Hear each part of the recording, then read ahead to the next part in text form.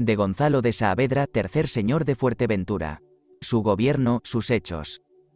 Fernán Darias dejó en la persona de don Gonzalo de Saavedra, su hijo, y de doña Margarita de Cabrera, un sucesor digno de su casa y estado. Nadie podrá extrañar que, siguiendo el sistema de sus antecesores, continuase las irrupciones y entradas en las costas de la Berbería occidental, pero sí que hubiese tenido la moderación de autorizarlas con cierta orden dimanada del trono. De manera que, después que Felipe II le puso con ella las armas en la mano, empeñó su débil erario en el proyecto de aumentar la marina de Fuerteventura.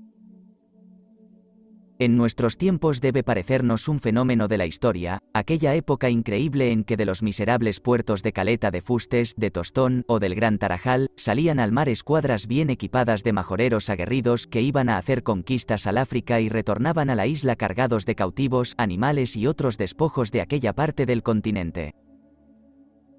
Aquí se echa de ver que si la actividad, el genio y las costumbres de los hombres es efecto de la educación, también depende de ella la suerte de todos los países.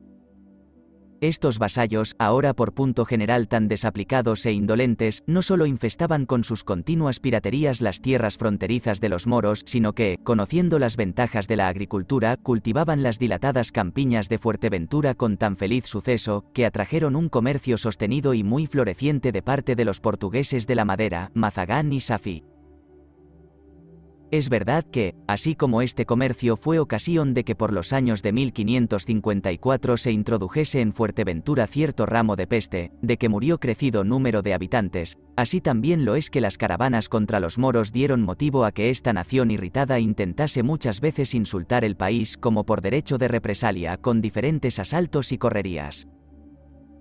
Pero el valor de Gonzalo de Saavedra, la posición de su palacio y de la villa capital de Santa María de Betancuria, plantada en las riberas que forma un largo torrente, y, sobre todo, la valentía y agilidad de sus vasallos, tan familiarizados con el modo que tenían de hacer la guerra los berberiscos, todo esto salvó siempre la patria de sus borrascas, y aún se vio que Fuerteventura sirvió algunas veces de lugar de refugio a los vecinos de Lanzarote, acosados de los mismos infieles.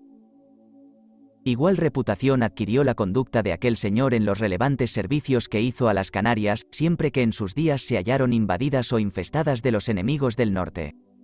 Pero como ignoramos las circunstancias y serie de estos hechos, mencionados solo superficialmente por Pellicer de Tobar, solo insistiremos en la relación de otro género de choques y combates, hablo de los forenses que, habiendo sido contra la casa de Lanzarote, podemos llamar guerras civiles o intestinas.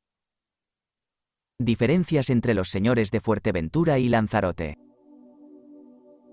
A varios artículos se habían reducido los agravios y diferencias de estas dos familias, aliadas y rivales porque, estando indivisas las 12 partes de que se consideraba compuesto todo el estado de ambas islas, reinaba una notable confusión sobre los límites del señorío, jurisdicción, rentas y vasallaje y, para prescribirlos, era necesario recurrir con frecuencia a las armas de las cavilaciones y sofisterías del derecho.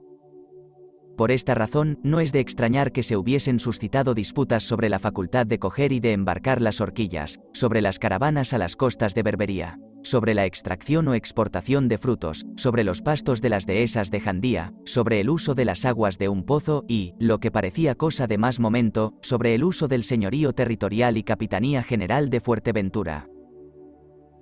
El primer marqués de Lanzarote, don Agustín de Herrera, tomó sin duda bastante predominio en estas campañas judiciales sobre su primo don Gonzalo de Saavedra, luego que en 1570 añadió a sus derechos primordiales 6/2 de jurisdicción, por compra que hizo al conde de Portalegre y a doña Sancha de Herrera, su sobrina.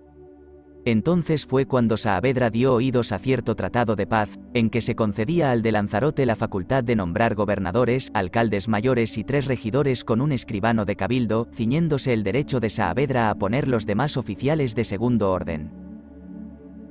¿Y acaso fue efecto de esta nueva dominación la merced que hizo el marqués a Diego de Cabrera leme del gobierno de Fuerteventura y Lanzarote, por los días de su vida, de que se le hizo entrega? Pero, a pesar de este acto jurisdiccional que no tuvo consecuencia, es constante que tanto Gonzalo de Saavedra como sus sucesores conservaron íntegro todo su imperio en el país, nombrando los ministros de justicia y obteniendo diferentes sentencias y reales decretos en juicio contradictorio para ser amparados exclusivamente en la superintendencia del gobierno político e inspección de las armas. Todavía pudo pasar por controversia más célebre el proceso que vamos a referir. En 1567 había hecho merced el señor Felipe II a don Agustín de Herrera y Rojas del título de conde de Lanzarote, pero Gonzalo de Saavedra, que tenía derechos inconcusos sobre las rentas y jurisdicción de esta isla, creyéndose agraviado y aún desairado, formó una vehemente oposición al uso de aquella dignidad, y llevó este litigio hasta la Cámara de Castilla con singular estrépito. Es verdad que Herrera ganó la instancia y se quedó conde y marqués, pero esto fue sin perjuicio de las acciones y derechos que el señor de Fuerteventura pretendía tener en esta isla y en la de Lanzarote. Ahora bien, si se quisiera estar al cómputo auténtico, inserto en el inventario que posteriormente se hizo de los derechos anexos al dosavo perteneciente a Gonzalo de Saavedra con todas las rentas, quintos, horquillas, pastos, ámbar, conchas y jurisdicción, hallaremos que excedía de 60.000 ducados de principal, según se evidencia de las partidas que pondremos en una nota. Muerte de don Gonzalo de Saavedra. Minoridad de sus hijos don Fernando y don Gonzalo. Tal era el fondo del señorío territorial de Fuerteventura, que vino la muerte a arrebatar a Gonzalo de Saavedra en el mes de diciembre de 1574. Había casado con doña María de la O Moxica, hija de Pedro de Vera Moxica y de doña Catalina de Rivera, vecinos de Canaria. Fueron fruto de este matrimonio: 1. Don Fernando. 2. Don Gonzalo de Saavedra. 3. Doña Juana de Mendoza. 4. Doña Constanza Sarmiento. Es honor del sexo delicado la conducta discreta y varonil con que la señora viuda gobernó el Estado durante la minoridad de sus hijos, y a la verdad que se necesitaba de toda la firmeza de su genio, para contraminar las maquinaciones con que la Casa de Lanzarote intentaba introducir en Fuerteventura su dominio absoluto. El marqués don Agustín de Herrera no perdía de vista este proyecto, y pensando llegar al término de su ambición, procediendo de una manera más indirecta, hizo donación a doña Constanza de Herrera, su bastarda, del título de condesa de Lanzarote con toda la jurisdicción, rentas y territorios de Fuerteventura. Su apoderado, Gonzalo Díaz de Morán, pretendía tomar posesión, pero doña María de Moxica la contradijo de manera que quedó sin séquito aquella tentativa, hasta que Gonzalo Argote de Molina, marido de la pretendida condesa de Lanzarote, la renovó poco después. La tutora doña María Moxica defiende el estado de las pretensiones de Argote. Este famoso provincial de la Santa Hermandad de Andalucía, ufano de su inteligencia en la ciencia militar y del blasón, se había lisonjeado de que no sería para él empeño muy difícil apoderarse del gobierno de Fuerteventura, cuyas esperanzas hacían parte de los bienes que le había llevado en dote su mujer. Mas, aunque pudo conseguir que aquellos naturales le tratasen de señoría y le llamasen conde de Lanzarote, según él mismo se llamaba, encontró en doña María Moxica una barrera incontrastable a sus intentos, de suerte que por entonces tomó el partido de abandonarle el campo y hacer una retirada a Sevilla. Sin embargo, le vemos volver a la carga en 1589, abroquelado con la autoridad de don Luis de la Cueva, gobernador y capitán general de las Canarias. Porque como este jefe estaba muy preocupado contra los señores de Fuerteventura, le había cometido el gobierno de las armas de esta isla, so color de cierta invasión que las potencias enemigas de la corona meditaban. Revestido Gonzalo Argote de aquel equívoco carácter, se presentó en la villa de Santa María de Betancuria con doña Constanza de Herrera, su mujer. Habiendo convocado la gente de armas del país por medio de banderas y tambores, halló modo, en uno de los días de los alardes y revistas, de alucinar a muchos sujetos para que les besasen las manos en calidad de señores del territorio. Entonces empezó a dar ensanches al corazón. Soltó los prisioneros de las cárceles, abolió los regidores que componían aquel ayuntamiento, nombró en su lugar 24 a uso de Sevilla, impuso tributos en reconocimiento de vasallaje y practicó otras considerables vejaciones contra cuantos tuvieron valor de resistirle. Entre estos, ninguno pareció más intrépido que Miguel Hernández Negrín, alcalde mayor de la isla. Excitado de un noble movimiento de lealtad para con sus amos legítimos, rompió por medio del inconsiderado tropel, al tiempo que besaban las manos a los señores intrusos y procurando disipar la facción, gritaba a grandes voces: «Fuera, fuera de aquí. Esta es traición, traición conocida». Esta grave e imperiosa amonestación tuvo la virtud de calmar el tumulto y sofocar la proclamación sediciosa.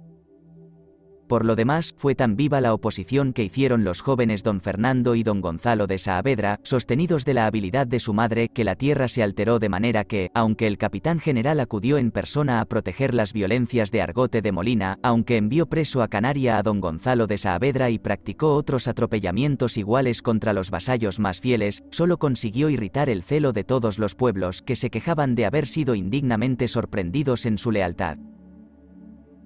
No se descuidaron los señores de Fuerteventura de llevar al pie del solio todos estos agravios, y Felipe II, por su real decreto de 16 de junio de 1590, los honró, mandando a don Luis de la Cueva se abstuviese en lo sucesivo de apoyar, bajo el pretexto de la inspección de las armas, las tramas y codicia de Argote de Molina, que le hiciese retirar de aquella isla sin pérdida de tiempo, y que conservase la casa de Saavedra en pacífica y entera posesión del gobierno.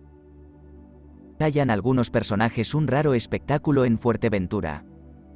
Sin embargo, parece que Argote se mantuvo en Fuerteventura hasta el año siguiente, supuesto que fue uno de los personajes que autorizaron la extraordinaria escena que se representó en el país. Esta isla dilatada, medio desierta y tan abundante de pastos y hierbajes que se llamó Herbania en lo primitivo, fue desde su conquista tan favorable para la cría de todo género de cuadrúpedos que, multiplicándose prodigiosamente, vino a hacerse una de las riquezas más considerables de su tráfico. Ya en tiempo de los gentiles se había distinguidos de las demás, por aquel gran número de cabras excelentes que la trajeron el epíteto de capraria, y de cuyos hatos se podían coger todos los años 60.000. Poco después que los Betencures introdujeron los camellos venidos de África, se contaban más de 4.000 cabezas. Pero la especie que se propagó hasta lo increíble, y que incomodaba a los habitantes sobremanera, era la de los burros porque, habiéndose criado salvajes en los matorrales y dehesas, causaban en los sembrados y cortijos daños irreparables. Hablábase mucho de esta inaudita plaga a tiempo que estaban en Fuerteventura el capitán general don Luis de la Cueva y Benavides, señor de Bedmar, el obispo don Fernando Suárez de Figueroa, el provincial Gonzalo Argote de Molina y el padre Fray Juan de Abreu Galindo, franciscano de la provincia de Andalucía, ilustre escritor de las antigüedades canarias. Y con motivo de dar a estos recomendables huéspedes un espectáculo divertido y nuevo, don Fernando y don Gonzalo de Saavedra acordaron se hiciese contra aquellos brutos una batida general. A este fin, habiéndose puesto en movimiento toda aquella tierra y juntándose un cuerpo de buena caballería, seguida de los bravos mastines del país, se consiguió una cacería tan completa que quedaron muertos en el campo más de 1.500 asnos. Después de esta derrota no ha vuelto la especie a ser formidable en Fuerteventura.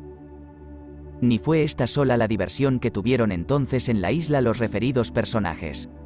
Nuestro autor hace memoria de la singular satisfacción con que todos solían oír al moro Juan Camacho, hombre de 146 años, que les contaba varias noticias de las antigüedades más remotas, de que era su edad el mejor archivo cronológico. Y aún aconteció al mismo tiempo que, habiéndose dejado ver por aquellos mares algunas velas de piratas berberiscos y tocados prontamente a rebato, salió Juan Camacho a pie, acompañando al capitán general al lado del estribo.